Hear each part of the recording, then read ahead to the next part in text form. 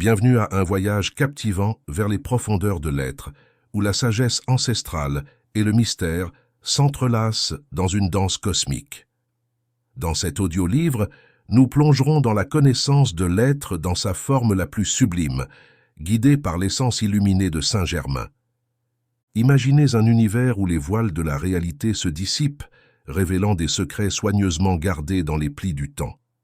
Ici, à la croisée entre le terrestre et le divin, Saint-Germain nous convie à explorer les recoins les plus intimes de notre existence, dénouant les énigmes enfouies au plus profond de notre conscience.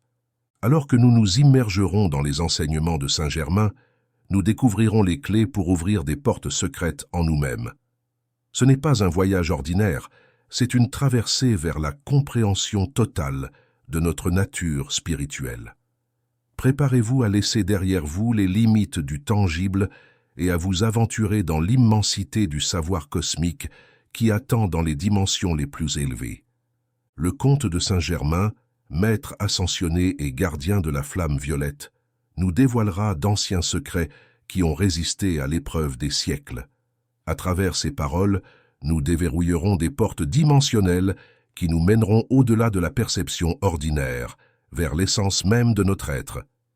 Préparez-vous pour un voyage transformateur, où le mystère se transforme en révélation et la compréhension de l'être se dévoile comme un tapis stellaire devant vos sens. C'est l'audiolivre qui vous invite à plonger dans la connaissance du soi en profondeur de Saint-Germain. Êtes-vous prêt à ouvrir les portes de la sagesse éternelle? En avant, aventuriers de l'esprit. Le voyage commence maintenant. Chapitre 1. La technique de la connaissance. Je vais donner un exemple de ce qu'est la connaissance, car pour pénétrer dans les profondeurs de l'être, nous devons affûter les outils qui nous guideront dans cette étude. Imaginons une fleur entre vos mains, ou trouvez en une, peu importe la couleur, la forme ou la famille. Faisons un petit exercice pour connaître cette fleur. Il ne s'agit pas de se souvenir spécifiquement des cours de botanique ou de biologie que vous avez étudiés, ni de chercher à connaître le nombre de parties composant la fleur. Il s'agit de pénétrer en elle. Suivez mes instructions, s'il vous plaît. Sentez-vous être la fleur, placez-la entre vos mains et ressentez ses pétales comme l'un d'entre eux. Ce n'est pas difficile, vous en avez la capacité. Sentez le pétale, observez sa forme, sentez son parfum. Vous ne pouvez plus le sentir avec votre nez, mais vous le percevrez sur toute l'étendue de la face, avant et arrière du pétale. Ressentez le parfum, ressentez la douceur, ressentez la petite goutte de rosée à l'endroit où le pétale rejoint le calice de la fleur. Sentez-vous doux, velouté, humide, caressable. Sentez-vous attirant, car toutes ces qualités sont celles des fleurs pour attirer d'autres êtres vivants. Sentez-vous donc attirant, sentez-vous disponible, profitez d'être un pétale. Maintenant, ressentez les étamines de la fleur, ou bien les pistils. Choisissez l'organe minuscule avec des fonctions biologiques importantes. Ressentez-vous balancé par le vent, bercé à l'intérieur de la corolle, enfilé dans le calice de la fleur. Sentez-vous à la fois fragiles et forts. Ressentez cette dualité qui caractérise le monde tridimensionnel.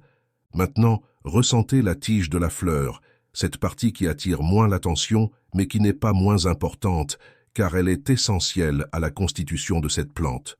Sentez les tiges, sentez comment les jus vitaux montent et descendent. Ressentez les pousses, les nœuds et les feuilles insérées dans la tige.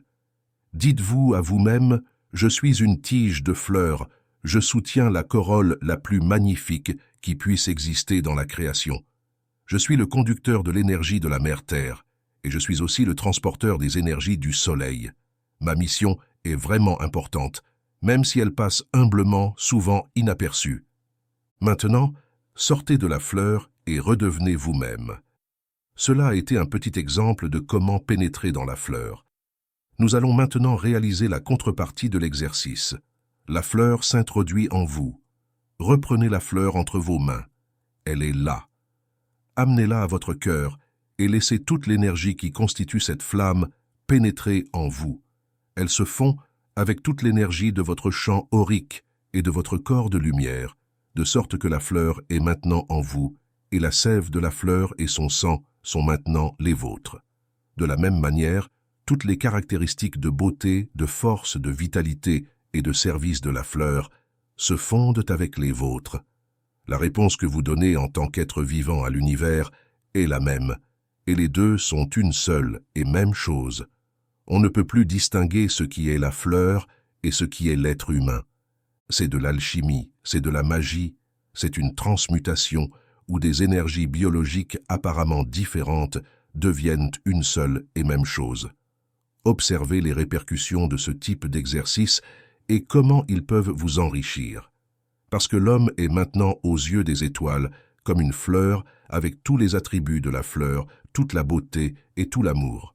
En conséquence, si vous êtes aussi beaux, vitaux et énergisants, comment pourrait-il y avoir la moindre pensée de moindre estime de soi en chacun de vous? Rien de cela ne peut tenir dans votre glorieuse essence. Et de la même manière qu'il est facile de le voir, en ayant intériorisé un objet en nous, répété plusieurs fois, l'exercice fait grandir l'être dans la communion de l'univers et dans l'estime de soi, la plus saine et la plus parfaite. Bien, c'est connaître naturellement que l'exercice peut être effectué de manière plus détaillée en choisissant n'importe quoi autour de vous et en faisant votre part, en vous intégrant dans cet objet, puis en permettant à l'objet de pénétrer en vous pour atteindre cette communion et parvenir à une parfaite unité avec tout ce qui est créé. C'est connaître et c'est progresser peu à peu vers les essences pour les connaître de l'intérieur, de très profondément. Je vous rappelle, pour un bénéfice optimal de ces leçons, de faire un petit résumé en pas plus de 10 lignes expliquant le sujet de la leçon. Naturellement, vous pouvez commencer à inclure ce type d'exercice dans vos méditations. Ils seront très bénéfiques, pas à court terme, mais relativement rapidement. Vous obtiendrez des résultats vraiment surprenants sur ce qu'est la connaissance. Chapitre 2. La connaissance est une. Il est très important que votre esprit terrestre commence à apprendre les différents moyens de connaître tout ce qui vous entoure. C'est une erreur de penser qu'il existe des connaissances faciles et des connaissances difficiles, des connaissances accessibles et des connaissances inaccessibles. C'est une séparation que l'esprit terrestre crée. Il est temps que vous sachiez que la connaissance est une, profonde, comme vous souhaitez creuser, élevée et sublime, comme vous souhaitez atteindre, aussi vaste que vous pouvez l'imaginer. Lorsque l'esprit humain est dans la chair, il ne peut pas avoir une vision d'ensemble de ce qu'est la connaissance. C'est pourquoi il la voit de manière partielle et dit « Ceci est de la physique, cela appartient à la chimie, ce concept est de l'algèbre, celui-ci est de la thermodynamique, celui-là est un langage, etc. » Cependant, la connaissance est une. Il n'y a ni science, ni lettres, ni art séparément. Tout est un. Nous allons faire dans cette classe un exercice pour nous ouvrir de plus en plus à ce qu'est la connaissance, à connaître l'essence des choses, l'essence de la création. Visualisez mentalement un cristal comme vous le souhaitez, qu'il s'agisse d'un cristal de quartz, d'un diamant, d'une émeraude géante, d'un rubis, peu importe la couleur. Cette fois, nous allons entrer en contact avec le royaume minéral et suivre la même technique que dans la leçon précédente. Soyez le cristal, prenez la pierre, prenez le cristal, imaginez-le entre vos mains. Faisons maintenant l'exercice de la manière suivante. Suivez mes paroles en interne. Laissez-vous guider par elles, voyez le cristal et ressentez-le. Maintenant, dites-vous à vous-même, « Je suis ce cristal, j'ai une forme sculptée en multiples facettes. Chacune de mes facettes rayonne d'éclats et de lumières éblouissantes. J'ai une texture douce et glissante. La lumière que je dégage traverse mes mains et mon corps physique. Je suis un magnifique cristal avec une couleur éclatante. Maintenant, je suis l'un de ces rayons qui scintillent et qui se détachent du cristal. Je vais vers le centre d'où tout émane, et je me retrouve vibrant dans une multitude d'atomes, de molécules, de particules infiniment petites. Je vibre en parfaite harmonie. Je vibre avec les énergies de la planète Terre, et ma vibration se reflète dans le cosmos. Je vibre comme les étoiles, et ma vibration est exactement la même que celle des galaxies. Je vibre en totale harmonie, en parfaite conjonction avec tout ce qui est créé et avec mon Créateur. Ma structure interne de cristaux, parfaite, respecte toutes les lois de la cristallographie, de la minéralogie et toutes les prévisions de l'être qui m'a créé. J'ai des pouvoirs élevés, car je suis un vibreur d'énergie et un canalisateur des mêmes. De plus, je peux les transformer, les transmuter. J'ai le pouvoir de changer ma propre structure interne, toujours dans le respect des lois du cosmos et du Créateur. Je suis un cristal merveilleux avec une fonction splendide et une mission totalement efficace mais secrète. Voilà ce que je suis, un cristal. Très bien, sortez maintenant du cristal et reprenez-le entre vos mains. Vous êtes à nouveau à l'extérieur, percevez la transformation qui s'est opérée dans le cristal et en vous-même. Faisons la deuxième partie de l'exercice. Intégrez le cristal en vous. Prenez votre cristal et approchez-le doucement du plexus solaire. Laissez ce chakra attirer le cristal comme un aimant. Laissez l'énergie du cristal pénétrer en vous. Permettez-lui de devenir un avec vous. Vous ne le sentirez plus à l'intérieur de votre corps physique, car il s'est fondu avec vos énergies internes. Il y a eu une merveilleuse transmutation. Le royaume minéral forme une partie importante du corps physique humain. Tous ces atomes de carbone, de lithium, de phosphore, de calcium, etc., dont est composé votre organisme, se fondent avec une grande jubilation avec les atomes du cristal. La plupart d'entre eux sont également du carbone, et il se peut qu'ils aient de nombreux autres composants, tels que le silicium, le phosphore et autres. Tous ces atomes se combinent, s'enrichissent mutuellement, et vous brillez déjà de multiples facettes. Toute votre énergie interne et externe ressemble à un cristal, tandis que le cristal s'enrichit avec votre corps émotionnel et mental. Le cristal ressent, jouit et profite de cet échange incroyable. Laissons maintenant le cristal revenir dans vos mains pour que vous puissiez le déposer sur votre autel interne et le prendre chaque fois que vous en avez besoin pour harmoniser vos énergies, pour harmoniser toute votre force. Laissons le cristal. Et maintenant, voyez comment une lumière émane de ces magnifiques joyaux, inondant votre corps éthérique et physique. Observez une cascade de lumière multicolore dans tous vos corps. Écoutez son harmonie, les notes de votre cristal se répandant sur vous. C'est une force qui vous aidera chaque fois que vous l'utiliserez, en plus d'avoir fait un pas de plus dans la compréhension de ce que signifie connaître, maintenant dans le royaume minéral. Chapitre 3. L'art de l'intériorisation. Nous avons parlé de ce que signifie connaître en profondeur, et nous comprenons que connaître est plus que lire des définitions dans une encyclopédie. Nous réalisons que pour connaître, il faut pénétrer et se laisser pénétrer. Aujourd'hui, nous allons franchir une étape supplémentaire. Visualiser un nouveau-né, observer ce petit morceau de matière physique si fragile et avec le pouvoir de se développer jusqu'à sa croissance naturelle. Regardez ce bébé, nouvellement enveloppé dans les voiles de la matière. Eh bien, aujourd'hui, nous allons connaître ce petit enfant en profondeur, dans son essence. Nous connaissons déjà la technique. Nous allons prendre ce bébé dans nos mains, le tenir sur nos genoux et avec la tendresse caractéristique que l'être humain a envers ses petits, commençons à observer chacune de ses parties physiques. Sa tête, ses bras, ses petites mains, son petit corps, ses jambes, ses petits pieds. Regardez-le, c'est comme un flocon de neige incarné, fait chair, et l'on ressent toujours la proximité de son origine, là où il vient sur le plan spirituel. En pénétrant ainsi dans le bébé, nous allons faire pénétrer notre énergie. Cet exercice peut également se faire en pénétrant le bébé par l'un de ses chakras et en commençant à nous approcher de son centre de conscience, de cette merveilleuse grotte qui renferme l'étincelle divine. Nous sommes déjà à l'intérieur du bébé. Nous nous approchons de cet autel de cristal où brille la flamme tripartite. Autour, il y a 4 êtres. Observez-les bien car ils représentent les 4 maîtres des 4 éléments. Ils sont là, soutenant et présidant les opérations rapides que le bébé effectue pour s'acclimater à la planète Terre.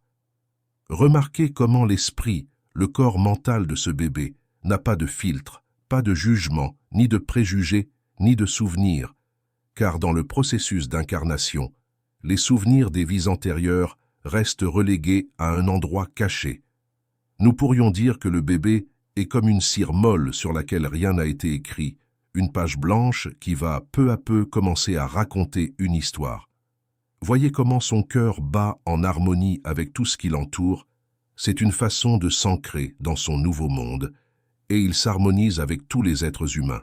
Surtout avec sa maman, voyez-vous encore à l'intérieur de ce bébé, vous êtes comme lui, vierge, pur, inédit, désireux de commencer. Faisons un acte de louange à la divine présence qui est sur cet autel, au siège de la conscience de l'enfant. Je te loue, divine présence, et je te bénis pour les siècles infinis. Faisons une révérence et sortons de ce sanctuaire intérieur pour revenir à notre position où nous avons le bébé dans nos bras. Remarquez que le point de vue a changé. Nous ne voyons plus la différence entre un adulte et un bébé, et c'est cela connaître.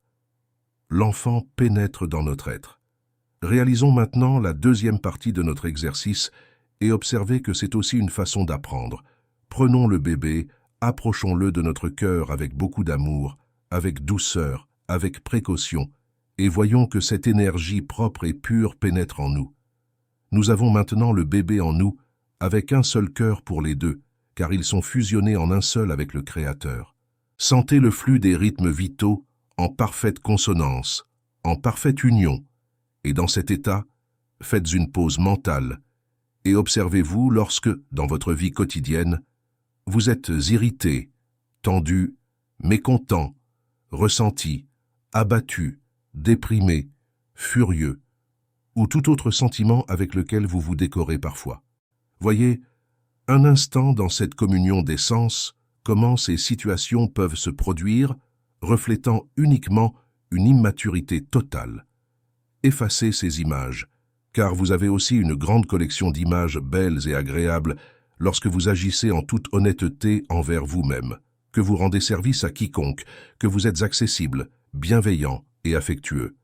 Prenez conscience que votre propre état de conscience s'est enrichi avec celui du bébé, s'est approché du Créateur et s'est approché de la planète des graines humaines d'où provient la matière du bébé.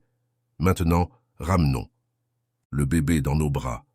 Ensuite, nous pouvons examiner en détail tout ce que nous avons appris et vu de l'intérieur, ce qui sera une richesse et une force qui nous donnera du caractère. Nous avons franchi une autre étape où nous avons donné les lignes directrices pour connaître en profondeur un être humain dans son état virginal et pur au début de l'incarnation. Nous avons réalisé en 3 leçons le même type d'exercice en travaillant avec le règne minéral, le règne végétal et le règne humain. Il semble que cela nous donne déjà une idée claire du chemin à suivre lorsque nous voulons connaître plus en profondeur quelque chose ou quelqu'un. Quelle raison a ce dicton de se mettre à la place de l'autre pour savoir comment il se sent et comment il voit les choses? Exactement, c'est cela, connaître un peu plus en profondeur les essences. Chapitre 4. L'importance de l'écoulement.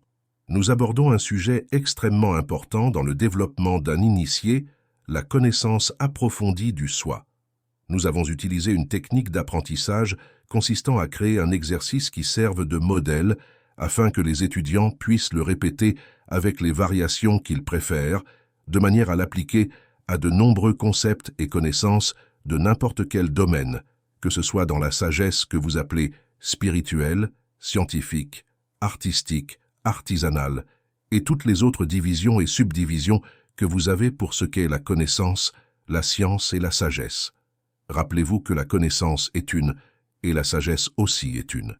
Lorsque vous avez acquis toute la connaissance actuellement présente sur la planète Terre et que vous avez extrait l'essence de chacune de ces connaissances, alors on peut dire que vous avez atteint la sagesse, la pierre. Suivez-moi, s'il vous plaît, dans cet exercice que nous allons réaliser aujourd'hui. Sentez-vous comme une petite pierre, une pierre que vous pourriez tenir dans vos mains. Imaginez-vous être situé au sommet d'une montagne aux côtés d'autres personnes qui, comme vous, sont aussi une pierre. Voilà le tas de pierres, caressé par la brise pure des hauteurs. À un moment donné, la brise devient un peu plus forte, jusqu'à devenir un vent, et les pierres commencent à bouger, à voler, à rouler sur le versant de la montagne, se dispersant à la surface de la terre. L'inertie fait que la pierre continue à rouler et à tourner. Elle ne peut pas s'arrêter, elle roule et roule. En roulant, elle tombe dans une rivière impétueuse avec des rapides, des tourbillons, une grande force. Et ces pierres se laissent joyeusement emporter par le courant, roulant, montant et descendant, tournant rapidement, suivant le cours de la rivière. À un moment donné, la rivière se divise et une partie d'entre elles pénètre dans la terre pour devenir un torrent souterrain, et les pierres suivent le cours du torrent interne, cette veine d'eau souterraine, les guidant pas à pas vers les environs du centre même de la planète, très proche des masses fondues, des plaques tectoniques, là où la rivière se vaporise, et en certaines parties, elle a besoin de s'échapper vers l'extérieur sous forme de geyser. Et là vont les pierres, ressentant déjà la chaleur des centaines de degrés qui règnent au centre de la Terre, se trouvant soudainement dans un remanceau, un reco d'eau, ressentant la chaleur du centre de la Terre et l'humidité de l'eau. La conscience des pierres peut vérifier, observer tout ce qui s'est passé depuis le moment où elles étaient au sommet de la montagne. Elles ont été soumises aux éléments, ont obéi au courant qui leur indiquait le chemin. Ces pierres se sentent accomplies, accomplissant leur mission. Arrive un courant un peu plus fort de la rivière et il les traîne de l'endroit où elles se trouvaient et elles continuent leur cours, se réchauffant de manière extraordinaire. De nouveau, le cours d'eau se sépare du centre de la Terre et débouche soudainement dans un lac souterrain majestueux où les parois de la grotte et de la caverne formées émettent de magnifiques éclats de lumière blanche. C'est une mine de quartz avec de merveilleux cristaux. Les pierres sont stationnées. Elles n'avaient jamais imaginé qu'il y aurait quelque chose d'aussi merveilleux dans les profondeurs de la terre, et elles s'approchent du rivage et se reposent là, sur le rivage, contemplant tant de beauté.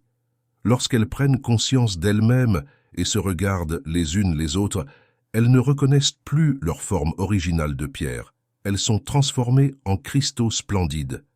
Laissons ces pierres cristallines dans la caverne. Elles ont accompli leur parcours et ont rempli ce qu'elles devaient être. Quelle est la leçon pour nous? Chacun de vous peut imaginer, penser, méditer et observer ce qu'il souhaite avec cet exercice que nous avons réalisé, et peut en tirer ses propres conclusions. Mais je veux vous dire quelque chose. Lorsque vous travaillez depuis l'essence, la mission est accomplie, quoi qu'il arrive, et semble quoi qu'il paraisse. Et lorsque vous laissez les choses couler, elles sont parfois bien meilleures que ce que vous aviez planifié. Pour aujourd'hui, c'est tout. Ma bénédiction reste avec vous. Ainsi soit-il. Chapitre 5. Connaissance de l'être dans la pratique quotidienne. Nous avons donné quelques idées sur la manière de connaître différents aspects de la création, et certains se demanderont comment le faire dans un moment précis, au milieu des choses de la vie, pour connaître quelque chose ou quelqu'un en profondeur. Et ils ont raison de se poser la question, car les exercices que nous avons réalisés nécessitent du temps de méditation et de solitude. Comment alors connaître quelque chose en cours de route? Voici les étapes à suivre. Vous devez avoir pratiqué suffisamment de fois les exercices que nous avons déjà enseignés. Cela vous donnera beaucoup d'aisance et de facilité pour comprendre, observer et ressentir. Comme je viens de le mentionner, observez l'objet ou la personne que vous souhaitez connaître rapidement, captant l'extension, la taille, la forme, la couleur et toutes les autres caractéristiques qu'il peut avoir. Cela se fait rapidement, presque intuitivement. Ensuite, l'observation doit être un peu plus consciente, répondant aux questions du qui, quoi, comment, où, quand, parce que le cerveau peut également le faire en quelques instants. Si c'est une personne, dialoguez avec elle et suivez les étapes précédentes en interne, tout en écoutant ce qu'elle dit. Observez les traits du visage de l'autre personne, observez ses yeux, sa bouche, car le mouvement des yeux et le mouvement de la bouche fournissent plus d'informations que les mots eux-mêmes. Après avoir observé et écouté votre interlocuteur, procédez à la recherche, sentez et pensez comme cette personne, voyez ces circonstances comme elle les voit, ressentez comme elle ressent. Cela peut également se faire en quelques instants, comme vous l'avez pratiqué de nombreuses fois lorsque vous êtes en relation avec des personnes que vous aimez beaucoup ou des personnes que vous n'aimez pas du tout. Vous adoptez immédiatement les mêmes sentiments et agissez de la même manière que l'autre personne. Lorsque vous êtes conscient de tout ce travail interne, il est beaucoup plus facile de connaître une personne. Le chemin est plus rapide et les erreurs sont moins fréquentes. Une fois que vous avez maîtrisé ces étapes avec une aisance presque naturelle, affirmant ainsi que vous avez appris à connaître, il subsiste encore un dernier acte transcendant, l'union véritable avec cette personne. Au-delà des phases d'observation externe et interne, des dialogues intérieurs et des échanges de pensées, il est temps de transcender la dualité et la polarisation inhérentes à la relation. L'aboutissement ultime réside dans la fusion des individualités, une véritable communion où les frontières s'estompent, laissant place à une harmonie profonde. Tant que vous demeurez deux entités distinctes, il subsiste une dualité, une polarité inhérente à toute relation. Cependant, lorsque l'union se produit, lorsque vous fusionnez en un seul être harmonieux, la polarité s'efface, laissant émerger une symphonie de compréhension et de connexion authentique. Il s'agit d'un processus subtil et profond, nécessitant une ouverture du cœur et une acceptation inconditionnelle. De manière similaire, lorsque vous désirez connaître un objet, les étapes d'observation externe et interne demeurent cruciales. Cependant, ajoutez à cela l'acte d'engager un dialogue avec l'objet inanimé. Imaginez-vous poser des questions à cet objet comme s'il pouvait répondre. Plongez-vous dans cet exercice d'interaction imaginative et échangez mentalement avec l'objet, permettant à votre esprit de répondre comme si c'était l'objet lui-même qui communiquait. Faites cet essai, et vous découvrirez des réponses surprenantes et fascinantes. L'objet, dénué de vie apparente, peut révéler des aspects insoupçonnés lorsqu'on le considère comme un interlocuteur potentiel. C'est comme si une communication subtile s'établissait entre vous et l'objet, offrant un nouvel éclairage sur sa nature et sa présence dans votre réalité. En explorant ces dimensions de l'union, que ce soit avec une personne ou un objet, vous transcenderez les limites de la simple connaissance pour accéder à une compréhension plus profonde. C'est dans cette fusion où les barrières de la dualité s'estompent que naît une véritable harmonie, révélant des vérités cachées et ouvrant la voie à une connexion authentique avec le monde qui vous entoure. Chapitre 6. Loi d'attraction et de répulsion. Aujourd'hui, je vais vous parler d'une loi que la science que manipulent les physiciens sur Terre connaît déjà. Imaginez que vous regardez votre écran mental en blanc, puis une ligne horizontale de la couleur et de l'épaisseur que vous voulez. Cela ne servira que de référence. Maintenant, placez au centre un globe pour représenter une goutte, mais imaginez-le maintenant de la taille d'un globe. Prenez ensuite deux autres globes de couleurs différentes.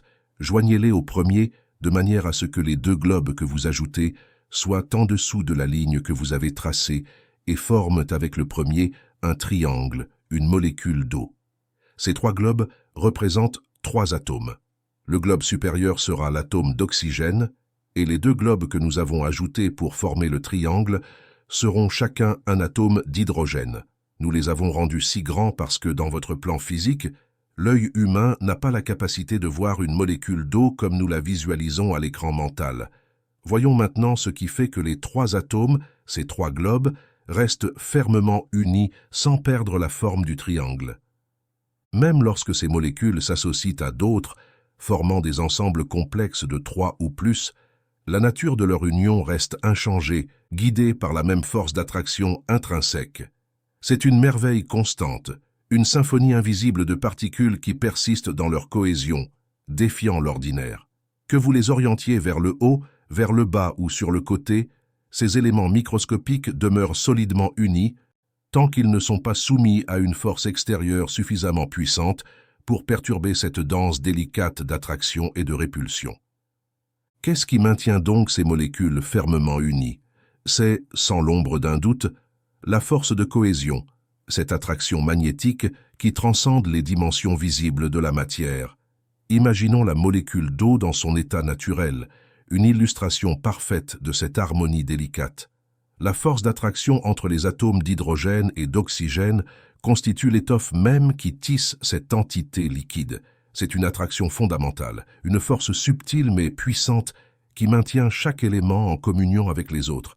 Cependant, dans ce ballet atomique, la dualité trouve également son expression, car aux côtés de l'attraction existe la force de répulsion, une énergie qui maintient un équilibre délicat au sein de ces interactions moléculaires. C'est la manifestation physique de la loi d'attraction et de répulsion, une équation complexe qui gouverne le comportement des particules, les incitant à s'attirer et, simultanément, à se repousser. Cette dualité inhérente rappelle que l'union n'est pas simplement une question d'attraction, mais aussi de respect des limites personnelles, de maintien d'une distance équilibrée. La molécule d'eau, tout en manifestant une attraction puissante, n'ignore pas la nécessité de la répulsion pour garantir un équilibre subtil. Ainsi, dans ce microcosme de la nature, la loi d'attraction et de répulsion révèle son rôle fondamental. C'est un ballet cosmique où la cohésion et l'équilibre se mêlent, une danse qui transcende les dimensions atomiques pour éclairer la compréhension des forces invisibles qui gouvernent l'univers. Dans cette subtilité réside la clé de la stabilité et de la cohérence qui caractérise l'essence même de la matière. Ainsi, lorsque notre quête de compréhension nous pousse à explorer essentiellement un être, une des merveilleuses créations du Père cosmique, nous nous retrouvons en face de forces mystérieuses et sublimes qui gouvernent cet acte d'investigation. C'est une tentative courageuse de pénétrer dans le domaine intérieur le plus profond, là où réside l'essence même de chaque création. Dans ce voyage vers les profondeurs, nous sommes confrontés à une force agglutinante, une puissance magnétique qui attire et interroge les éléments affins, orchestrant une danse cosmique où chaque composant trouve sa place précise. Cette force agglutinante n'est rien de moins qu'une manifestation de l'intelligence cosmique, une sorte d'aimant spirituel qui canalise les énergies et les forces vitales vers leur expression la plus authentique. Elle opère dans le silence du cœur, là où les véritables secrets de chaque être se nichent, prêts à être révélés à ceux qui osent plonger dans les profondeurs de l'âme. Dans cette exploration, nous découvrons que cette force agglutinante ne cherche pas seulement à révéler l'essence, mais aussi à l'ancrer dans le plan qui lui est intrinsèque. Chaque créature, chaque être est appelé à manifester son essence dans le monde matériel d'une manière qui lui est propre, créant ainsi un équilibre harmonieux dans le grand édifice de l'existence. Cette force opère comme un guide invisible, veillant à ce que chaque manifestation trouve sa juste place et joue son rôle dans l'orchestration divine de la réalité. Lorsque nous cherchons à connaître un être de manière essentielle, nous entrons dans un dialogue subtil avec cette force agglutinante. Elle pose des questions profondes et nécessaires, sondant les profondeurs de l'âme pour extraire les joyaux cachés de la vérité intérieure. C'est un processus d'éveil, une révélation progressive qui révèle les facettes les plus authentiques de chaque création divine.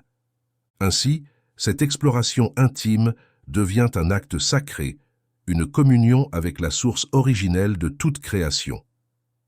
La force agglutinante guide notre compréhension, et à mesure que nous approfondissons notre connexion avec elle, nous sommes témoins de la beauté émanant de chaque être lorsque son essence s'exprime pleinement dans le plan qui lui est destiné.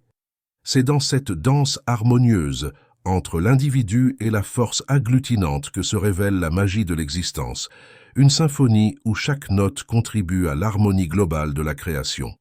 Maintenant, regardez toute l'humanité. Regardez comment chaque être humain est une molécule. Voyons cela de manière simpliste pour mieux comprendre l'enseignement.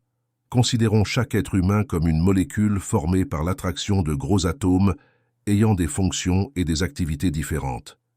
Toutes ces molécules humaines obéissent également aux lois d'attraction et de répulsion entre elles, créant ainsi un équilibre assez stable entre les forces humaines et les forces cosmiques qui, avec les marées astrales, déplacent les hommes.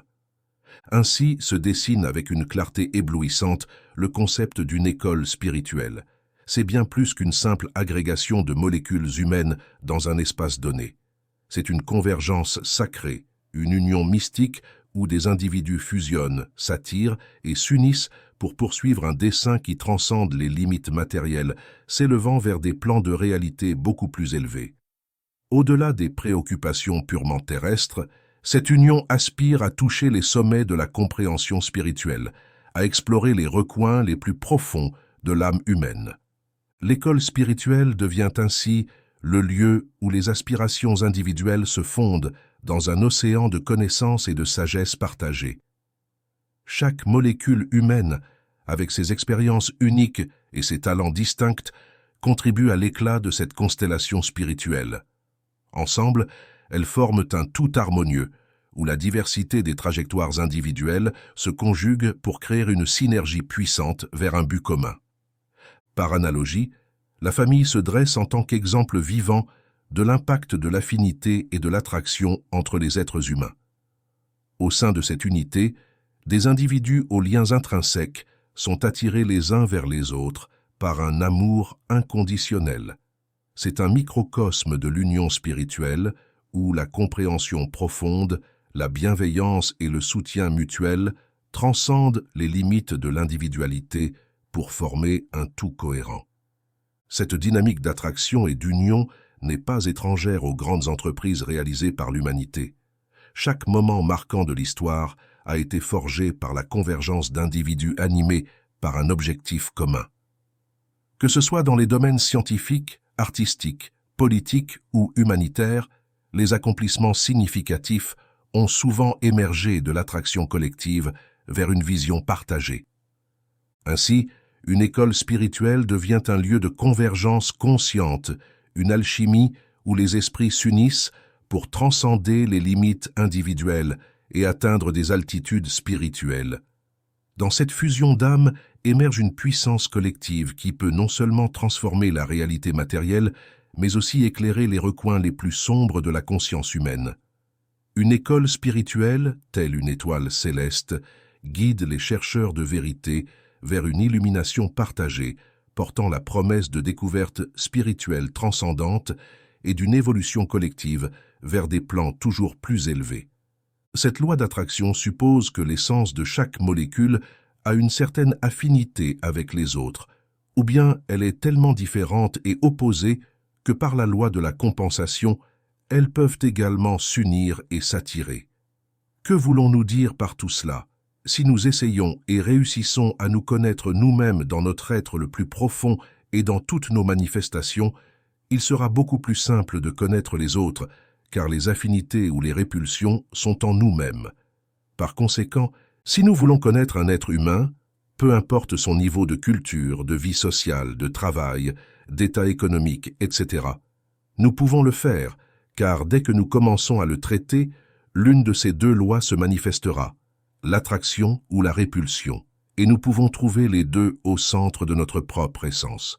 Nous pouvons travailler pour connaître cet autre être et pour pouvoir l'unir, formant ainsi tous ensemble le corps de manifestation de l'ère de l'Aquarius qui suivra l'ère actuelle.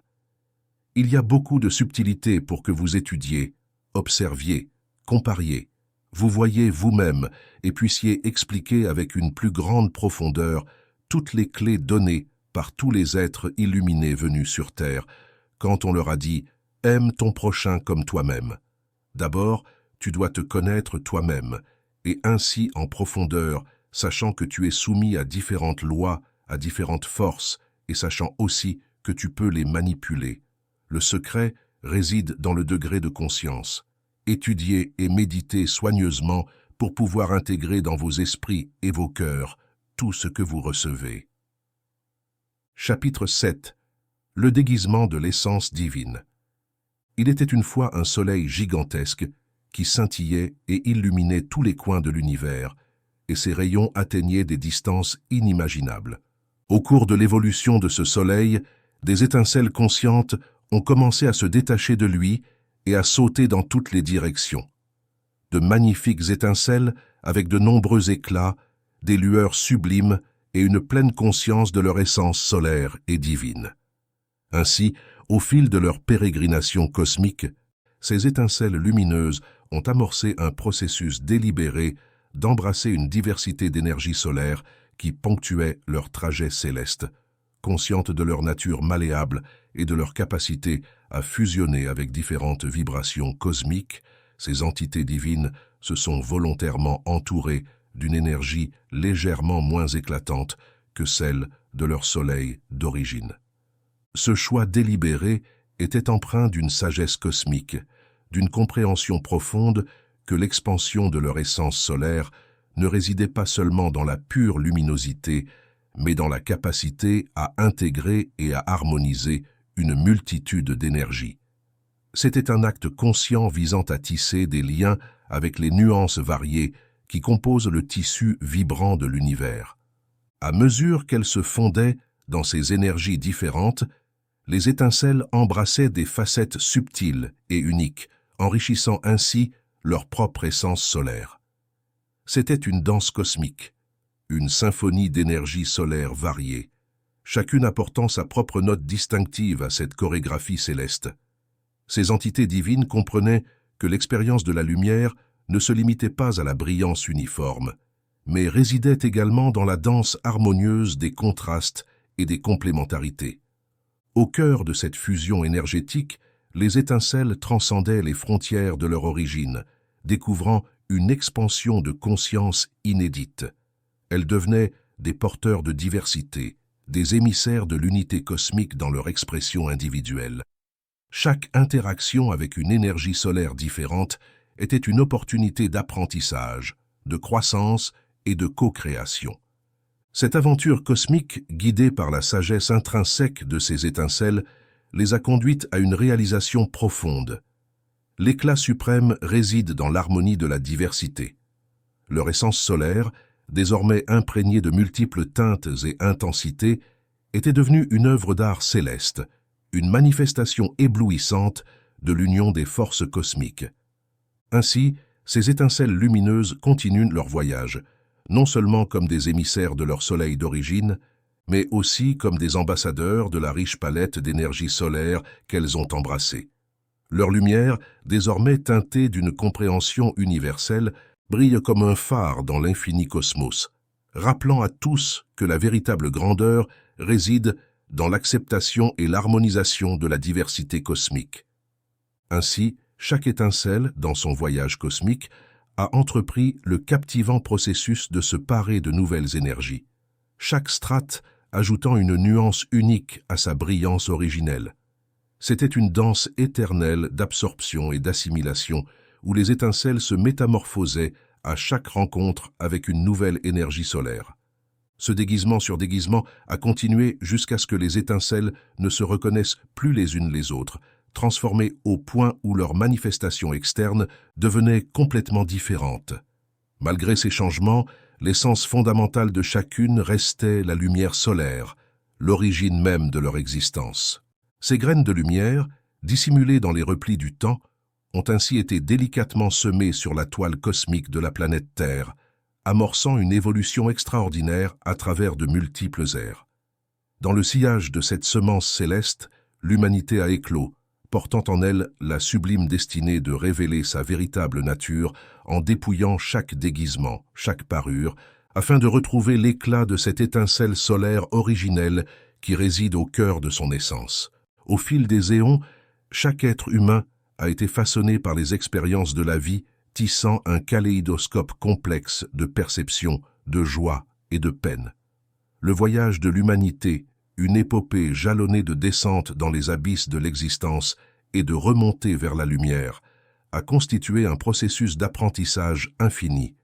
Les déguisements, comme des costumes temporels, ont offert des leçons précieuses, invitant chacun à explorer les recoins les plus profonds de son âme pour découvrir la vérité inaltérable qui réside en son sein.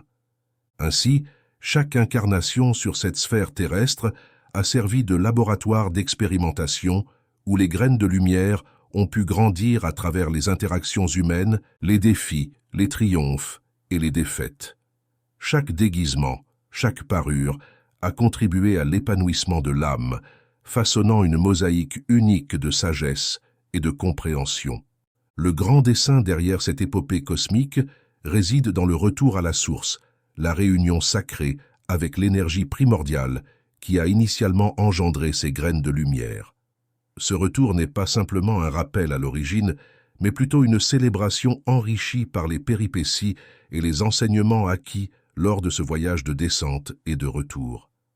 Ainsi, l'humanité, consciente de sa nature divine, se lance dans le dénouement ultime, délaissant les masques éphémères pour embrasser la pureté de son essence solaire. Ce voyage continue d'évoluer, tissant la trame de l'existence avec une sagesse forgée par l'expérience et ouvrant la voie à un avenir où chaque étincelle, nourrie par la lumière des éons passés, contribue à l'illumination collective de l'univers infini. Le cœur intérieur, lorsqu'on parle du cœur intérieur, évoque précisément cette lumière consciente, cette essence qui est une énergie pure et subtile, identique à celle du Créateur. Chaque être humain qui éveille cette conscience, qui se connaît et se sent briller, brûler et irradiant tout ce qui l'entoure, dégage constamment un parfum et une fumée d'encens, une louange à toutes les créations supérieures, en particulier à son Père solaire. Le réveil de la conscience constitue une métamorphose profonde qui transcende les limites du plan tridimensionnel. Au fur et à mesure que cette transformation s'opère, l'individu découvre un nouveau paradigme où les préoccupations matérielles s'effacent devant la lumière éclatante de la compréhension intérieure.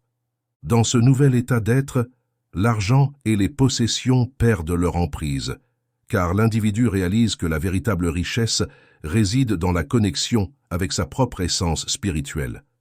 La santé, autrefois perçue comme une quête extérieure, devient une conséquence naturelle de la force intérieure émanant de la conscience éveillée.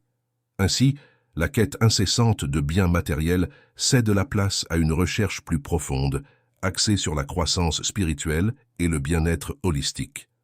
La sagesse spirituelle, véritable phare dans ce voyage intérieur, comble les lacunes de l'ignorance qui pouvaient obscurcir la vision de la réalité. Elle se manifeste extérieurement, illuminant le chemin de l'individu et guidant ses actions vers une compréhension plus profonde de la vie et de son véritable but. La connaissance de soi, essence véritable et splendide, devient le fondement de cette transformation intérieure. En explorant les profondeurs de son être, l'individu découvre une compréhension profonde de ses propres motivations, peurs et aspirations. Cette conscience de soi facilite non seulement l'épanouissement personnel, mais également la compréhension des autres. Dans cet état éveillé, les relations humaines prennent une nouvelle dimension. Les affinités et les répulsions, autrefois perçues comme des phénomènes externes, sont reconnues comme des reflets de notre propre état intérieur.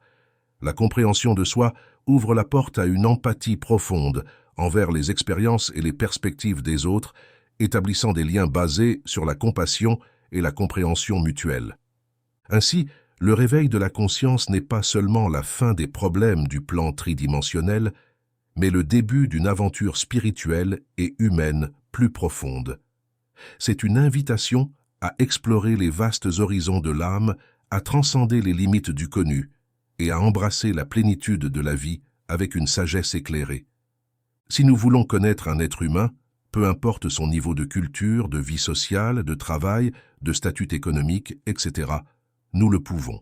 Les lois d'attraction et de répulsion se manifesteront dès que nous commencerons à interagir avec lui, offrant une clarté sur nos propres affinités et répulsions. En comprenant ces lois, nous pouvons travailler à unir et former tous ensemble le corps de manifestation des ères futures qui succéderont à l'ère actuelle du Verseau. Il y a beaucoup de subtilité entre ces lignes pour que vous étudiez, observiez, compariez, vous voyiez vous-même et approfondissiez les enseignements donnés par tous les êtres illuminés venus sur Terre. Quand on vous dit d'aimer votre prochain comme vous-même, il faut d'abord vous connaître profondément, sachant que vous êtes soumis à différentes lois, à différentes forces, et que vous pouvez les maîtriser. Le secret réside dans le degré de conscience. Étudiez et méditez attentivement afin d'intégrer dans vos esprits et vos cœurs tout ce que vous recevez. Il est arrivé qu'elles voyageaient et trouvaient d'autres types de costumes qu'elles ajoutaient aux précédents. C'était un déguisement sur un autre, jusqu'à ce qu'un moment arrive où les mêmes étincelles ne pouvaient plus se reconnaître les unes les autres, tant leurs manifestations externes étaient complètement différentes. Cependant, l'essence de toutes restait la lumière solaire, l'origine de l'humanité. Après de nombreux éons, ces graines de lumière totalement déguisées ont été semées sur la planète Terre, et de là est née l'humanité, avec le destin merveilleux de laisser derrière chacun des déguisements, chacun des costumes, pour redevenir cette étincelle solaire et se réintégrer à elle, ayant acquis une grande expérience et sagesse dans ce voyage de descente et de retour. Quand nous parlons de l'être interne, nous parlons précisément de cette lumière consciente, de cette essence qui est une énergie très pure et subtile, qui est la même essence du Créateur. Chaque être humain qui éveille cette conscience, qui se sait et se sent ainsi, qui se sent briller, brûler tout ce qui l'entoure, qui dégage constamment cet arôme et cette fumée d'encens, est une louange à toutes les créations supérieures, en particulier à son Père solaire. Lorsque cette conscience s'éveille, tous les problèmes du plan tridimensionnel disparaissent complètement. L'argent et les possessions cessent d'avoir un sens. La santé devient une conséquence naturelle de la force intérieure. Et la sagesse spirituelle comble toutes les lacunes d'ignorance, se manifestant extérieurement. Ainsi, se connaître soi-même dans cette essence véritable et éclatante fera en sorte que les problèmes que vous avez avec votre famille, vos collègues de travail, vos supérieurs, vos subordonnés, vos amis, vos voisins et tous ceux à qui vous offrez des services ou qui vous en offrent n'aient plus la même force. Il n'y aura aucun autre être humain, étincelle déguisée, que vous ne puissiez pas reconnaître, aimer, comprendre, et sur lequel vous ne pouvez pas déverser tout ce que vous ressentez en tant qu'être spirituel de conscience éveillée. Vivez en conscience de ce qui est vrai. Essayez de vivre, même 5 minutes par jour, dans cette splendide conscience de lumière qui jaillit généreusement, qui se répand avec toute générosité vers l'infini et atteint les confins les plus éloignés de votre galaxie. Sentiez-vous même pendant 5 minutes dans cette conscience, pour que peu à peu vous puissiez étendre cet état de plénitude totale à toutes les actions quotidiennes. Connaissez-vous vous-même comme ce que vous êtes réellement et voyez en tous les autres ce qu'ils sont vraiment aussi.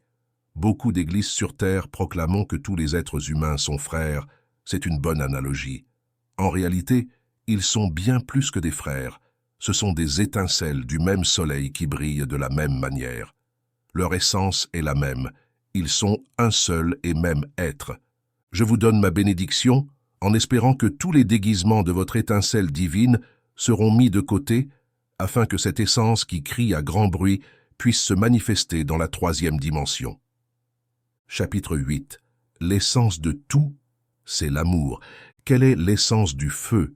L'essence du feu est l'amour, car c'est ce qui le fait brûler, illuminer, chauffer, vibrer, communiquer. Tout cela grâce à la force de l'amour. C'est un amour qui se manifeste de manière enflammée, ardente, puissante, mais c'est de l'amour. Et quelle est l'essence de l'eau? L'essence de l'eau est également l'amour. Par amour, elle forme un être qui s'adapte toujours à n'importe quel espace et qui coule toujours dès qu'elle en a l'occasion. Elle se donne toujours sans égoïsme ni parti pris. L'eau est amour, c'est l'amour qui coule, l'amour qui rafraîchit, l'amour qui harmonise et vivifie. Et quelle est l'essence de l'air? Elle est également l'amour. Même les vents et les ouragans, même les rafales les plus fortes, sont remplis d'amour. Les vents doux sont les caresses des atomes qui vibrent et s'étendent sur toute la planète pour caresser tous les enfants de Dieu. Les bourrasques sont remplies d'amour pour balayer et nettoyer, pour communiquer rapidement, pour envelopper toute la planète dans l'utilité des vibrations supérieures. Comme vous pouvez le deviner, l'essence de la Terre est l'amour. Regardez votre mère, Terre, avec quel amour elle donne, avec quel amour elle vous couvre, avec quelle tendresse elle prend soin de chaque être vivant en elle, de chaque être qui vibre à l'unisson avec elle. Si nous continuons à passer en revue tout ce qui nous entoure, absolument tout a une essence et peut être réduit à ce mot, l'amour. Et quelle est l'essence de Dieu? Quelle est l'essence de Dieu? C'est l'amour. C'est cet amour qui se déverse sans mesure, qui se donne sans distinction de personnes ou de choses. C'est cet amour qui se renverse, qui inonde les lacs comme une cascade, qui réjouit le cœur de l'homme. C'est comme cette lave volcanique qui jaillit sous pression avec la force de son propre cœur pour tout recouvrir avec cette capacité fécondante de ce qui a été touché par le feu et les cendres. L'essence de Dieu, c'est l'amour. Cet amour qui est musique, qui est vibration, qui est une symphonie éternelle, ces notes qui descendent de sa propre nature vers toute sa création, cherchant dans chacune de ces créatures cette autre note qui vibre, qui s'accorde avec la symphonie de Dieu. Et cet amour de Dieu, c'est la poésie, c'est le rythme, c'est cette vibration chantante du pouvoir des mots qui font ce qu'ils disent et qui réalisent pleinement le sens exact de chaque mot harmonieux. L'essence de Dieu, c'est l'amour. C'est un amour plein de sagesse, plein de connaissance. Nous l'exprimons ainsi pour pouvoir analyser lentement tout ce que cela signifie. En réalité, l'amour de Dieu a tous les attributs, toutes les qualités et toute la force que vous pouvez imaginer. Continuez à voir comment l'amour de Dieu, qui est son essence, coule à travers les fils conducteurs par lesquels il est en contact avec chaque être créé de tous les mondes, toutes les galaxies, tous les soleils, tous les univers, toutes les planètes et toutes les choses créées. C'est un amour sans repentir, car son essence est cela: aimer, donner, se réjouir dans sa création, dans chacune de ses créatures. La manière d'aimer de Dieu, c'est d'aimer au point de permettre des erreurs qui servent de choix pour augmenter le degré de conscience.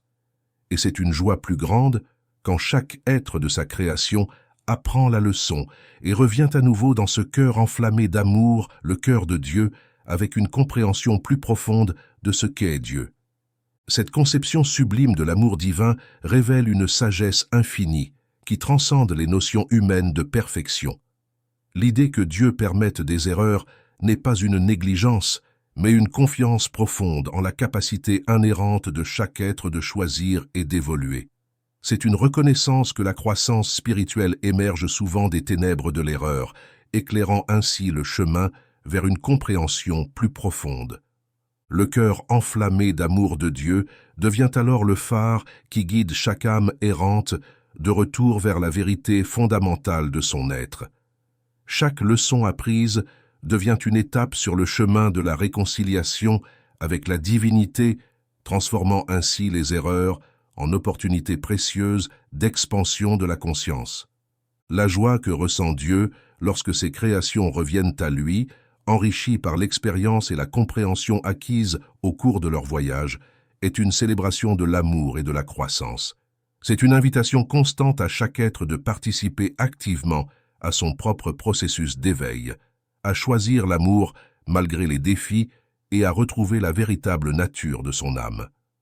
Le retour à ce cœur enflammé d'amour ne se fait pas dans la honte ou le jugement, mais dans une étreinte chaleureuse qui accueille chaque individu avec amour et compréhension. La compréhension plus profonde de Dieu n'est pas seulement une connaissance intellectuelle, mais une immersion dans la source même de l'amour inconditionnel, où chaque nuance de l'expérience est embrassée et transcrite en sagesse. Ainsi, l'amour de Dieu devient un catalyseur puissant, transformant les épreuves en triomphes spirituels, les erreurs en enseignements précieux, et chaque retour vers le cœur divin en une réunion sacrée. Que cette vérité résonne dans chaque âme, l'invitant à embrasser la beauté de son propre parcours, animé par l'amour qui guide chaque retour vers la source éternelle. Ainsi soit-il. Oui, c'est en effet pour se perdre dans cette énonciation. Laissez-vous emporter par cet aimant qui vous attire de manière irréversible. Laissez-vous attirer, laissez-vous intégrer au cœur même, à l'essence même de ce merveilleux être que nous appelons Dieu. N'en faites pas simplement votre résidence permanente. Vos manifestations terrestres ne sont que des sorties de la maison pour offrir des services aux autres. Mais la véritable demeure, la véritable maison, se trouve au centre même du cœur de Dieu. Et cette maison est tout amour. Cette fois-ci, je vous laisserai dans cet endroit merveilleux. Chacun pourra revenir sur la planète pour son service, quand et comme il le souhaite. Mais sachez une fois pour toutes que votre véritable demeure se trouve dans le cœur de Dieu. Chapitre 9. Les initiés sont le sel de la vie. Nous avons vu précédemment quelle était l'essence de Dieu, quelle est l'essence de l'être humain. Vous êtes habitué à entendre que l'être humain est un être de lumière, et cette phrase n'a plus la vertu de faire battre votre cœur plus rapidement, car vous y êtes déjà habitué. Cependant, c'est une vérité qui deviendra compréhensible et démontrable par les méthodes scientifiques humaines à un moment donné. L'essence de l'être humain, c'est qu'il est un être de lumière. Et quelle est sa véritable essence? C'est l'amour, car il est une image du Créateur, destinée à assumer la matière et à la diviniser pour fusionner avec Dieu. Cette révélation de la nature fondamentale de l'être humain n'est pas simplement une affirmation spirituelle, mais un appel à la profonde compréhension de soi-même et du cosmos. Le fait que l'être humain soit un être de lumière n'est pas une simple métaphore, mais une réalité qui transcende les perceptions matérielles limitées.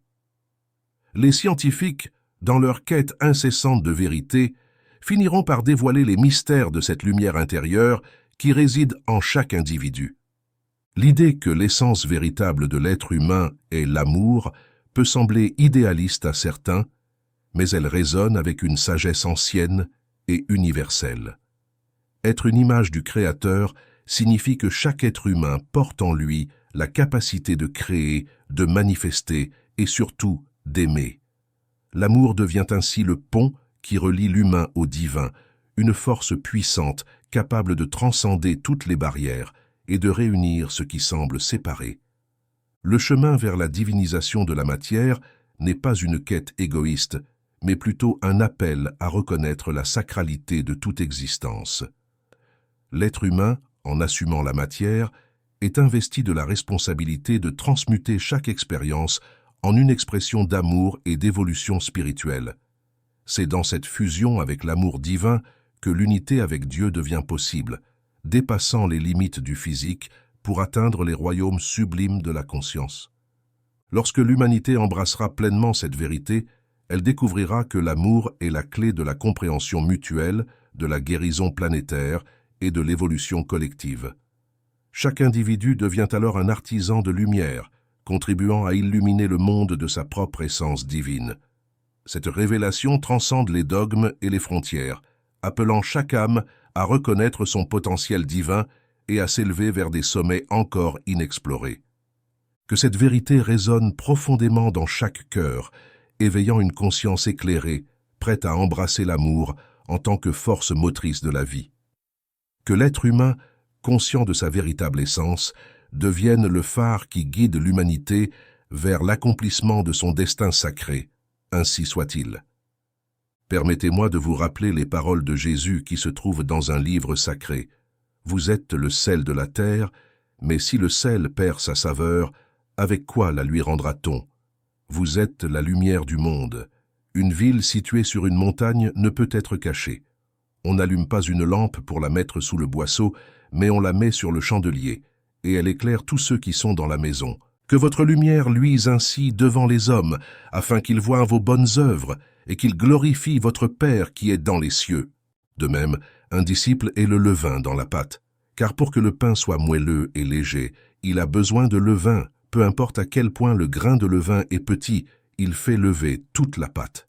Les initiés qui vivent dans la troisième dimension sont nos envoyés, nos contacts, et ils sont le sel de la terre, la lumière et le levain, tout cela alimenté par leur propre essence qui est l'amour. Si le sel devient insipide, c'est équivalent à dire que l'amour est mal utilisé, qu'il devient stérile, non créatif. C'est lorsque le sel devient insipide. À l'intérieur de l'être humain, de nombreuses énergies de natures opposées travaillent, et c'est précisément cette lutte, cet effort, de transformer celles qui ont une apparence dense pour qu'elles deviennent des énergies subtiles, spirituelles, lumineuses et magnifiques. C'est la mission, c'est l'effort qu'il faut y mettre, l'utilisation de l'amour. Si l'amour qui est à l'intérieur de l'être humain peut être gaspillé et utilisé de manière incorrecte, il peut également s'agrandir, s'accroître et se manifester dans toute sa splendeur. Cette lutte intérieure, cette alchimie de l'âme, est le véritable laboratoire où les initiés travaillent sans relâche. Ils comprennent que chaque énergie, même celles en apparence sombres et denses, porte en elle le potentiel de transformation. C'est dans la confrontation avec ces énergies contradictoires que l'être humain peut évoluer, transcendant les limites de sa nature terrestre pour accéder à des sphères plus élevées de conscience. L'effort déployé pour transformer ces énergies n'est pas une tâche aisée. Cela demande une volonté inébranlable, une conscience constante et un engagement envers le chemin spirituel. Les initiés comprennent que chaque pensée, chaque émotion et chaque action sont des occasions de choisir la voie de l'amour plutôt que celle de la séparation et de la peur. L'utilisation de l'amour devient ainsi l'outil principal dans ce processus alchimique. Les initiés cultivent un amour inconditionnel envers eux-mêmes, acceptant toutes les parties de leur être avec compassion et bienveillance. Cet amour intérieur devient le catalyseur qui transforme les énergies discordantes en une symphonie harmonieuse de lumière. La manifestation de l'amour dans toute sa splendeur n'est pas simplement un acte intérieur, mais aussi un engagement envers le monde extérieur. Les initiés reconnaissent que chaque interaction, chaque relation est une opportunité de répandre l'amour dans le tissu même de la réalité. Ils deviennent des artisans de lumière, tissant des liens d'harmonie et de compréhension, là où règne souvent la discorde et la confusion. Ce processus d'expansion de l'amour n'est pas égoïste, mais plutôt une contribution à l'évolution collective. Les initiés comprennent que la transformation individuelle a un impact profond sur la conscience collective de l'humanité. En travaillant sur eux-mêmes, ils deviennent des phares de lumière, éclairant le chemin pour ceux qui cherchent également à transcender leurs limites. Ainsi, l'intérieur de l'être humain devient un champ de bataille sacré, où l'amour est l'arme qui transcende toutes les dualités. Les initiés s'efforcent de faire de chaque instant une célébration de l'amour, une offrande à la lumière qui guide l'humanité vers une destinée plus élevée. Que cette quête d'amour et de transformation résonne dans chaque cœur, éveillant l'âme à sa véritable nature. Ainsi soit-il. Il y a de nombreux livres écrits sur la planète qui parlent de l'amour dans toutes ses phases et représentations. L'amour de soi et des autres d'un point de vue psychologique, social, moral, personnel, et tout ce qu'ils disent se réalise certainement. Rien de plus que de se remplir d'amour, mais un disciple de la vérité doit être ce être qui se remplit chaque jour d'amour pour que son essence soit nourrie. Comment fait-il cela? Par le contact avec le Père, par ses méditations, par sa contemplation, par ses prières.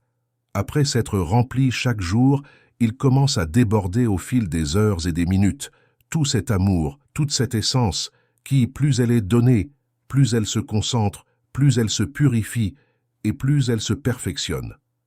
Règle, aimez et donnez ce que vous aimeriez recevoir. N'ayez pas peur d'aimer tous les peuples, races et nations, ainsi que vos voisins et les relations les plus proches. Aimez sans mesure. Il y a une règle très pratique. Aimez et donnez tout ce que vous aimeriez recevoir et qu'on vous donne. Les initiés ne cherchent pas la récompense terrestre, mais ils cherchent à accomplir ce flux d'énergie des plans les plus élevés vers toute l'humanité souffrante de la planète Terre. Les initiés comprennent que l'amour est la clé qui ouvre les portes de la compréhension profonde et de l'harmonie universelle. En embrassant cette règle, ils s'efforcent d'irradier l'amour dans chaque interaction, dans chaque pensée et dans chaque geste, faisant ainsi de leur vie une offrande constante. Ils comprennent que l'amour ne connaît pas de frontières et que sa puissance transformative peut guider l'humanité vers des sommets insoupçonnés. L'application pratique de cette règle commence par une introspection honnête. Les initiés se questionnent sur la nature de l'amour qu'ils souhaitent recevoir et cherchent ensuite à incarner ces qualités dans leurs propres actions. Ils comprennent que donner sans attente de retour crée un flux continu d'énergie bienveillante qui contribue à l'évolution spirituelle de l'individu et de la collectivité. Aimer sans mesure implique également d'élargir son cœur au-delà des différences apparentes. Les initiés embrassent la diversité et reconnaissent que chaque individu, indépendamment de son origine, est une manifestation unique de la lumière divine. Ils s'efforcent d'être des catalyseurs de paix et de compréhension, éliminant les barrières artificielles créées par la peur et l'ignorance. Dans leur quête de l'accomplissement du flux d'énergie des plans les plus élevés, les initiés se consacrent à des pratiques spirituelles régulières. La méditation, la prière et la contemplation deviennent des moyens à travers lesquels ils se connectent avec le divin et absorbent l'amour incommensurable du Créateur. En cultivant cette connexion, ils deviennent des canaux de lumière, répandant la bénédiction de l'amour divin sur la terre. Les initiés comprennent que la récompense ultime réside dans la contribution au bien-être collectif, dans la dissipation des ténèbres par la lumière de l'amour, et dans la création d'un monde où chaque âme peut s'épanouir dans la conscience de sa véritable essence, que cette règle résonne dans le cœur de chacun, guidant l'humanité vers une nouvelle ère de compassion et d'unité. Ainsi soit-il. J'aimerais que vous étudiez attentivement mes paroles et que vous commenciez à les vivre intensément, avec force, le plus grand nombre possible de minutes de votre vie. En fait, vous savez déjà le faire, vous avez déjà de nombreux moments d'expansion généreuse de votre cœur rempli d'amour. Étendez cela en espace et en temps pour que réellement la planète s'imbibe de l'amour du Père à travers ses enfants, les initiés. Je vais laisser ici mes paroles car je souhaite que vous méditiez profondément sur ce que je vous ai dit. Soyez bénis à jamais, que cela soit ainsi.